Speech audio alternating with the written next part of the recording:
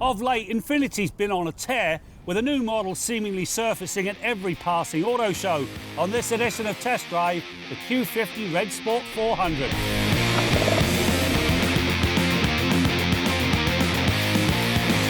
Of Infiniti's recent launches, one of the more intriguing is the Q50. Now, not just any Q50, but the Red Sport 400. Visually, it has a bolder body kit, snazzy red calipers, prouder exhaust tailpipes, and of course, the mandatory go faster rear spoiler. It's a handsome ride that has the underpinnings to back up its spicier looks. The cabin of this Red Sport really is first class all the way. Fantastic seats, great driving position, all the controls fall readily to hand, and of course you get a 16-speaker Bose audio system. Now, the other thing that's along for the ride is that Star Wars inspired safety technology. You push a button and this car basically drives itself. All I have to do is steer.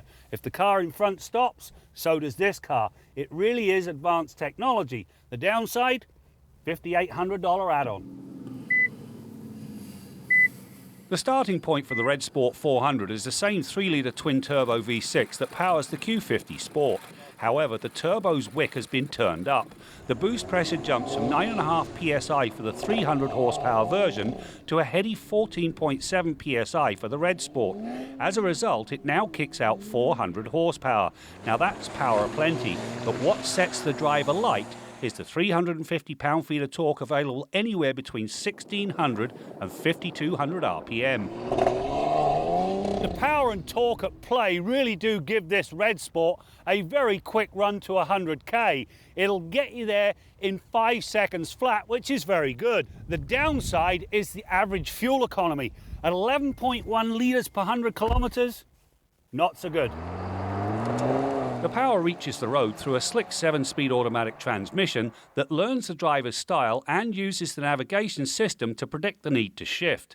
Select the manual mode and the engine begins to rev match with each shift. From here, the power is fed to the road through a solid all-wheel drive system. It powers the rear wheels, but as it monitors a number of sensors, it's always ready to send up to 50% of the drive forward. Now, this setup is overlaid by a brake-based torque vectoring system.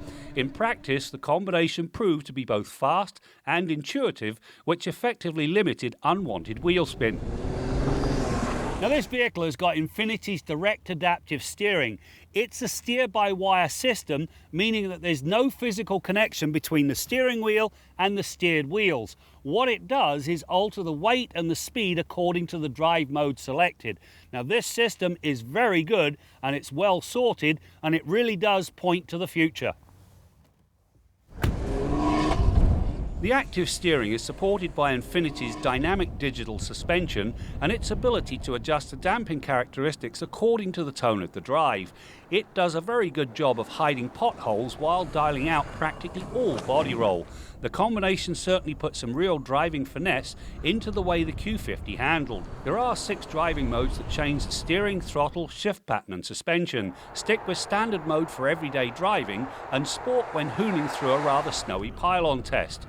Sport Plus, keep that for a track day. There are a couple of minor nits to pick with this Red Sport 400, but if you're in the market for a dynamic all-wheel drive ride, take this thing for a test. It also proved that this thing is a winter warrior, and so it's way more than just a fair weather friend.